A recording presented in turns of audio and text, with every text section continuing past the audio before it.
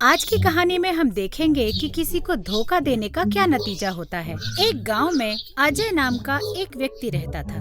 उसे घी बनाने के लिए एक मटके की जरूरत पड़ती है। वो अपने पड़ोस में रहने वाले अपने दोस्त विजय से मटका उधार लेता है। जब वो आग लगाने के लिए चूल्हा तैयार कर रहा था, तो उसने मटके को बगल में रखा। इतने में एक बिल्ली वहाँ आ पहुँची।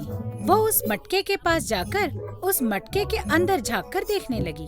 तब अजय उस बिल्ली को वहाँ से भगाने के लिए छू छू करके बोलने लगा।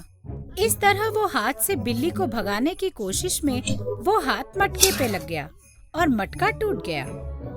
अजय ने उस मटके को चिपका दिया और विजय को वापस दे दिया।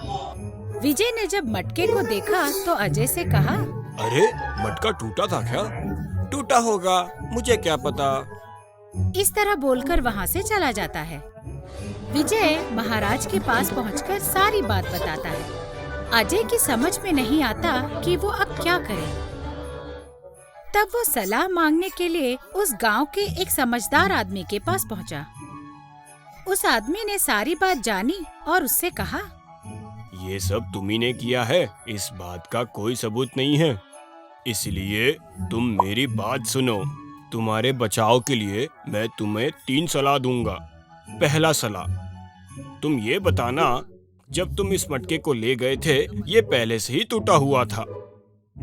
दूसरी सलाह, तुम्हें ये कहना है कि तुमने इस मटके को वापस करने के बाद ये टूट गया होगा। अच्छी बात है। अब तीसरी सलाह, सबसे बढ़िया सलाह, तुमने तो कभी विजय से मटका लिया ही नहीं है। वैसे तो उस मटके का मूल्य केवल 25 पैसे है, लेकिन विजय को उसका सलाह पसंद आया और उसे 1 रुपया देकर वहाँ से चला गया। अगले दिन महाराज ने जांच पड़ताल शुरू की। अजय ने महाराज से कहा, जब मैंने वो मटका लिया था तो वो पहले से ही टूटा हुआ था महाराज। लेकिन सच कहूँ तो शायद मेरे लौटाने के बाद ही टूटा होगा वो मटका महाराज। अब ये दोनों बातें सच नहीं तो मैं आपको तीसरी बात बताता हूँ महाराज। मैंने कभी भी विजय से मटका लिया ही नहीं था महाराज।